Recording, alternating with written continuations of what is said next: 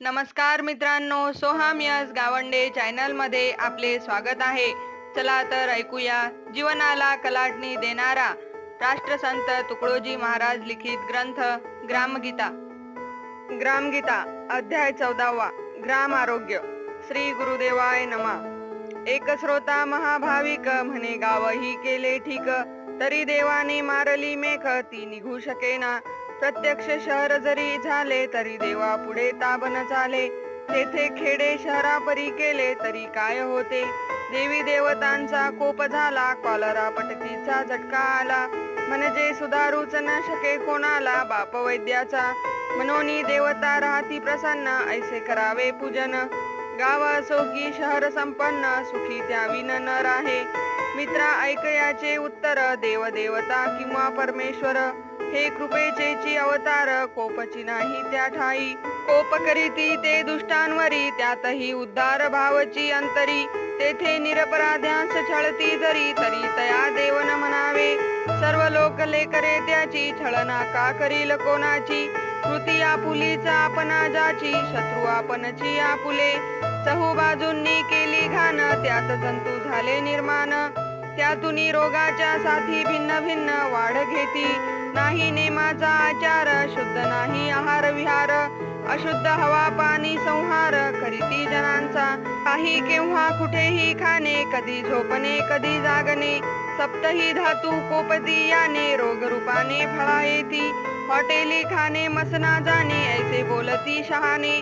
त्यावरी नाना तिखट व्यसने, आरोग्य वेताळा सारखी.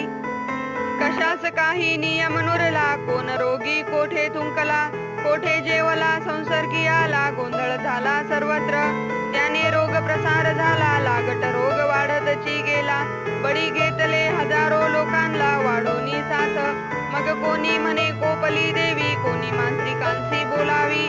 बाहेर भीतरचे समजोनी गावी, काढती आरत्या अंधारी. कोणी करणी कवटाळ म्हणती, कोणी पिशाच्यास भारती. औषधेही न देता रोगी मारती, मूर्खपणाने. भगत मांत्रिक अरवाडी जाणते, घुमारे बघती भाविक कोणते. पोटासाठी नाना मते, फैलाविती लोकांमाजी. करविती नवस सायास थोर, देवी पूजेचा जोर सोर. रेडे बकरे कोंबडे पामर, कापिता ती अज्ञानी. देवानेची केले जीव, तयास कैची मारण्याची हाव. मदले दलाल करीती ठेव, आपुली हौस पुरवावया. संते देवास केले प्रसन्न, तेव्हा बळी दिले कोण. चोखोबासी चक्रधर रामकृष्ण, म्हणती प्रसन्न देव भावे. देवासी पाहिजे बलिदान, तो पशु आपुला भ्रम अभिमान. गावाचे गेल्या विना अज्ञान, सुखी जीवन न होई. गाव असो अथवा शहर, तेथील बिघडले आचार विचार. मनोनीच रोगराईने बेजार, जाहले सारे जन लोक. गाव भावया निरोगी सुंदर, सुधारावे लागेल एक एक घर. आणि त्याहूनही घरात राहणार, करावा लागेल आदर्श. व्यक्ती व्हाया आदर्श सम्यक, पाहिजे दिनचर्याच सात्विक. सारे जीवन निरोगी सुरेख, तरीच होईल गावाचे. नियमी बांधला एक एक दिन, त्यानेच सुधरे जीवन संपूर्ण. गावाची होय आरोग्य संपन्न, सारे प्रसन्न देवी देव. नियमांचा मुख्य आधार, मजबूत पाहिजे निर्धार. त्यावरीच उत्कर्षाची मदार, ऐहिक आणि आध्यात्मिक. नाही तरी मानवाने नियम केले, सर्व जीवन सुरळीत चाले. परी एकदा दुर्लक्ष झाले की चुकतची जाते. एकदा रात्रभरी जागला, मग सकाळी उठणेच कशाला. आळसात सर्व दिवस गेला, नियम मोडोनी. त्यास धाक नाही काळजी नाही, घरचे लोक बोललेच नाही. हा उठला दुसरे दिवशीही 10 वाजता दिवसाचे. काही दिवस अलक्ष झाले, उशिरा उठणे अंगवळणी पडले. मग बदले ना काही केले उपचार जरी. ऐसे कासया घडू द्यावे, रोज सकाळीच उठावे. न उठता घरच्यांनी जागवावे, झोपणारासी निश्चये. काही म्हणती उशिरा उठणे, हे तो भाग्यवंतांची लक्षणे. त्याचा काय आहे उणे, पोट भराया धनवंता. ऐसे समजोनी आळशी केला, अरे हा भाग्यवान कसला. निजण्यावरी भाग्यवान ठरला, तरी बिमार महाभागी का नव्हे. तो तर निजलाची राहतो, झोपूनची खातो पितो. काय अधिक भाग्यवान म्हणवितो, सांगा सांगा. भाग्यवंतांची उलटी व्याख्या करणे शोभते का शाण्यासारख्या. अरे सकाळी उठणारासची सख्या भाग्यवंत म्हणावे. श्रमातूनची निपजे भाग्य संपत्ती निजणारे तिची हानी करीती. इतरा श्रम अधिक पाडती उत्साह घटे आपलाही. झोपी गेला घरचा धनी सूर्य चालला डोक्यावरोनी. उन्न पडले तरी निजोनी कड फेरितो झोपेचा. नोकर चाकर आळस करीती म्हणती घरधनीच झोपती. मग आपणची कैशारीती काम करावे जाओनी. ऐसा सारा अंधार पडे वाजती श्वानांचे चौघडे. मूल बाळ रडे ओरडे झोप काढी ती आया बाया. घरदार कोठोनी पवित्र जागल्यावरी ही आळसले गात्र. अव्यवस्था माझे सर्वत्र बद्धकोष्ठता वाढ घे. यातूनची वाढती सर्व रोग वैद्य डॉक्टरांचा लागला भोग. तिकडे बिघडत गेले उद्योग शिरले दुर्भाग्य त्या घरी. प्रातकाळची आरोग्यदायी हवा सदा सर्वदा मानवते जीवा. प्रसन्नता देई ऋतू ते धवा सर्व प्राणी मात्रांसी. सर्व वने राने जागी होती पुष्पे सारे विकास पावती. पशु पक्षी ही नेहमी उठती प्रातकाळी. पहाटे दोहता गाय म्हैस त्यात अधिकची सार अंश. पहाट वारा चढवी रक्तास लाली रोग प्रतिकारक. मनोनी प्रातकाळी उठावे ब्रह्ममुहूर्ता डोळ्यांनी बघावे. उठताच प्रातस्मरण करावे आसनस्थानी. प्रातस्मरण म्हणजे नवीन स्फूर्ती उगवत्या दिवशी व्हाया प्रगती. उत्तम कार्य घडावे पूर्ण गती म्हणून प्रार्थना देवाची. त्यावेळी जो संकल्प करतो वाईट न घडो ऐसे चिंतितो. तो सुसंस्कारे वाढत जातो उन्नती मार्गे वेगाने. म्हणून प्रातस्मरण करावे नैसर्गिक उत्साह भरे भरावे. मग प्रातर्विधी आटोपावे नित्य नियम हा अमौलिक. पहाटेस शौच मुख मार्जन त्याने वायू दोषाचे होय शमन. शरीरी नवा जोम निर्माण होय निर्मळपण लाभोनी. सकाळी करावे उषपान त्याने अंतरिंद्रियाचे शांतवन. नंतर करावे शीत जल स्नान अति प्रसन्न चित्त राहे. शीत जल स्नानाचे महिमान थोर तेने त्वचा शक्ती जागे सुंदर. शरीर राहे सदा तर उत्साहाने. मेंदूचा भाग थंड राहिला तरीच बुद्धीचा उत्कर्ष झाला.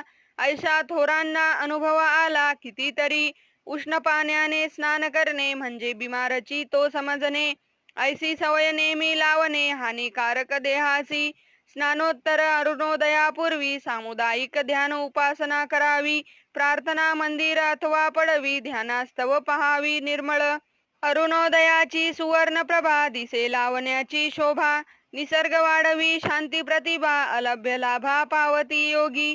जनमनती योग्यांनी ध्यान करावे आपण कासया उठावे स्मरावे. हे म्हणणे कदापि नोहे बरवे कोणाचेही. योगी आपली समाधी धरी साधक सन्मार्गाचा योग करी. जीवन उज्ज्वलतेचा योग संसारी प्रातकाळी साधतसे. ध्यानपरीच सहल प्रातकाळची जरूर करावी सवय रोजची. त्याने देह मन राहे निर्मल सुची. प्राणवायू स्पर्शाने कोणी धावती कोणी चालती. कोणी आसने सूर्य नमस्कार घालती. कोणी गाती चिंतन करीती हे दृश्य दिसो प्रभाती. काही पठन पाठन करावे शरीर मनासी वळण लावावे. आयुष्य सुंदर होते आघवे ऐसा क्रमे. घरी असो वा आश्रमी प्रवासी असो वा तीर्थधामी. प्रातकाळी नित्यनियमी अभ्यासक्रम उरकवावा. घरा आश्रमाची करावी सफाई स्वच्छता मार्गी ठाई ठाई. गाई म्हशींचे गोठे सर्वही आरशासारखे करावे. गडी माणसांनी सहाय्य करावे. परी प्रत्येकाने काम करावे. आई बाई मिळोनी उरकवावे कामधंदे चटचट. कोणीही बघे अरुणोदयी संडास मार्जन रांगोळी रई. आत बाहेर गलिच्छता नाही कामे झाली सकळांची. ऐसे ज्या गावी झाले समजावे लक्ष्मीचे मन मोहिले. ऐसे ज्या गावी झाले समजावे लक्ष्मीचे मन मोहिले. आरोग्याचे राज्य आले तया गावी. तेथे उदंड आयुष्य वाढते जेथे प्रातकाळी स्वच्छता होते. कोणीही न दिसे झोपला जेथे प्राणी मात्र. म्हणून ऐसे नियम करावे चुकलियाही चुको न द्यावे.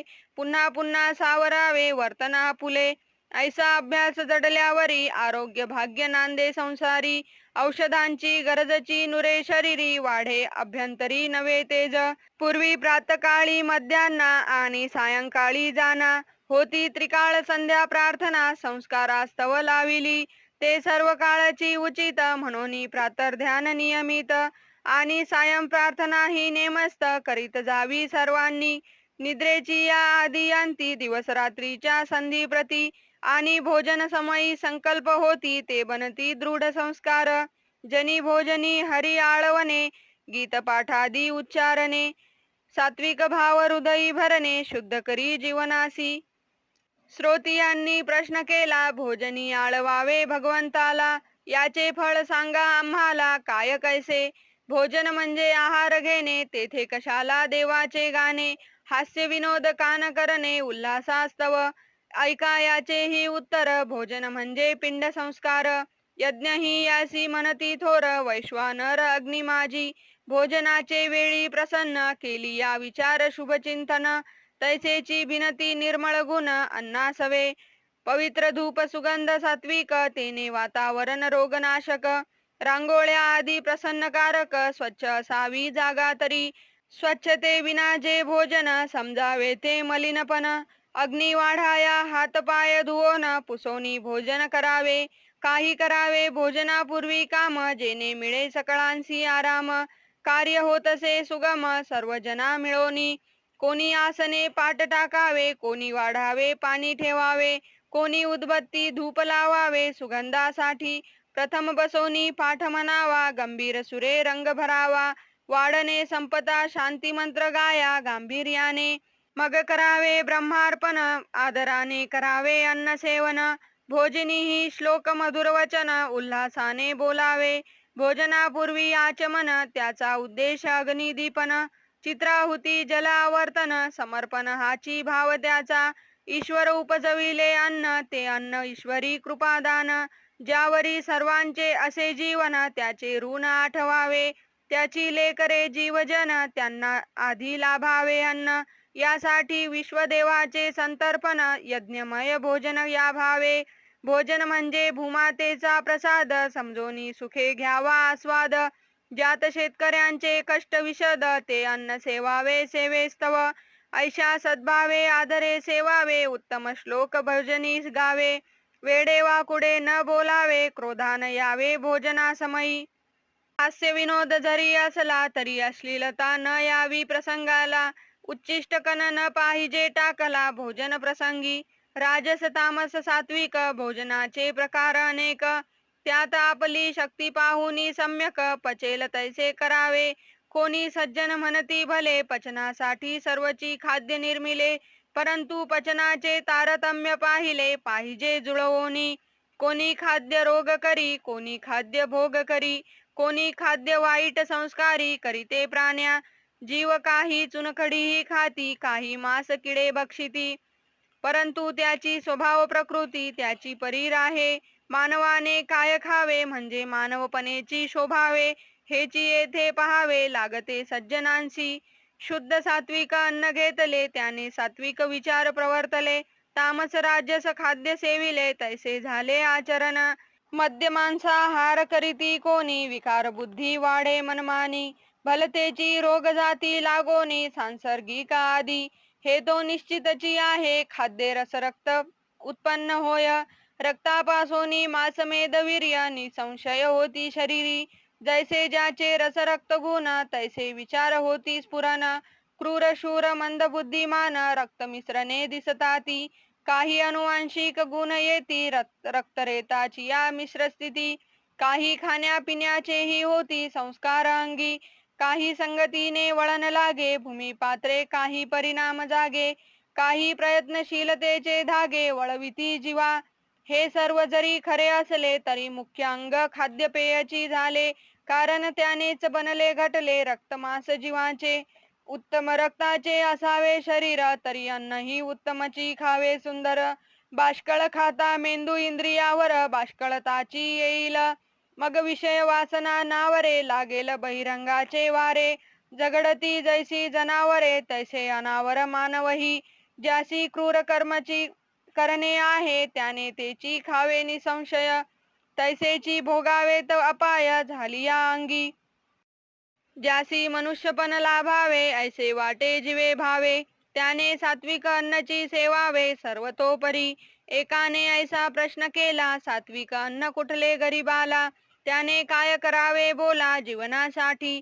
मित्र हो, सात्विक अन्नाची सहज मिळते, जे श्रमाने शेतीत पिकते. भाजी भाकरी भात पोळी लाभते अल्प प्रयासे. सूर्यकिरणांनी तयार झाली कंद भाज्या फळे बागेत पिकली. सत्वांशयुक्त सर्वतोपती भली आरोग्यदायी. साधे सहज ताजे पावन तेची असे सात्विक अन्न. नाना विकृतींचे मिष्टान्न ते सात्विक नव्हे. कळना कोंडाही सात्विक, ज्या सत्वे जगती गरीब लोक. सात्विक म्हणजे शरीर पोषक आरोग्यदायी सुसंस्कारी. तळले विटले खाऊ नये, आंबट खारट सेवू नये, तैसे अति गोडही जेवू नये. भोजनी कोणी मिष्टान्न नेहमी सेवू नये, तळण मसाले खाऊ नये, मिरचीवरी सोकावू नये. सर्वांनीच स्वच्छ असावे सात्विक अन्न, ताजे रुचिकर आणि रसपूर्ण. पालेभाजी फळभाजी विभिन्न, स्वाद संपन्न मुळातची. उगीच आटवून आटवून रबडी खाणे, वाटून वाटून पुरणपोळी करणे, तळून तळून भजे पुऱ्या जेवणे. उन्मत्तांचे भोजन हे, चाळून गाळून केला रवा, पिसून किसून भरला खवा. खाताना जीभ करी वाहवा, पोट जाई कामातुनी. काहींनी खाण्याचीच वाढविली कला, भात खाती टोपला टोपला. वरोनी चिंच पाणी पेला पेला, भातावरी घेती. काही लाडू पेढे खूपची खाती, रबडी हलवा तंडोनी घेती. पैसे ठरवूनी माप लाविती खावयाचे, मग त्याने पचन होईना. सारा शरीराचा होय धिंगाणा, नाना रोग जडती यातना द्यावयासी. कोणी स्वादासाठी भोजन करीती, नको असले तरी पोटात कोंबती. मग बिमारी घेऊन उठती, कॉलरा अपचन संग्रहणी. काहींना होते उदरकुंदी, चाले अपचनातुनी दुर्गंधी. लोक हसती खाणे पिणे स्वच्छंदी, का करतो मनोनिया. प्रकृतीच्या विरुद्ध आहार, नाही काळ वेळाचा सुमार. आंबट तेलकट आदी विषम मिश्र, ऐसा आहार विषारी. काही लोक ऐसेची खाती, प्रकृती बिघडली औषधे घेती. गरीबास कुठली इतकी संपत्ती, वैद्य होती घरोघरी. डॉक्टर म्हणती पथ्याची नाही, तेने रोगाचे मूळ तैसेची राही. रोगी पाहती तेच नित्यही, मृत्यूची घाई झाल्या परी. पहिले खाओनी मस्त व्हावे, मग औषधी घेऊनी पचवावे. ऐसे उपद्रव कासयासी करावे उन्मत्तपणे. उगीच आहे ऐसे खाणे, पचविण्यासाठी चूर्ण घेणे. अन्नरसाची नासाडी करणे कशासाठी.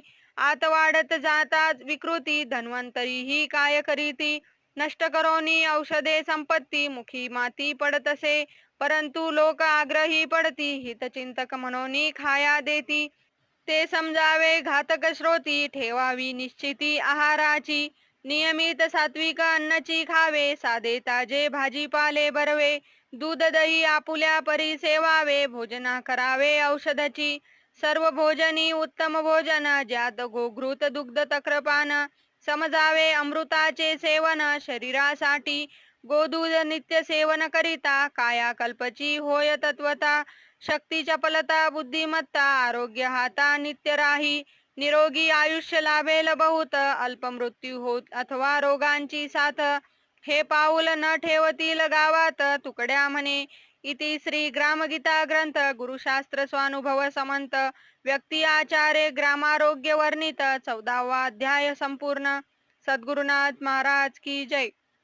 नवनवीन पुस्तके ऐकण्यासाठी आमच्या चॅनलला सबस्क्राईब करा, शेअर करा व लाईक करा. आणि तुमच्या काही प्रतिक्रिया असल्यास आम्हाला नक्की कळवा. धन्यवाद. जय हिंद.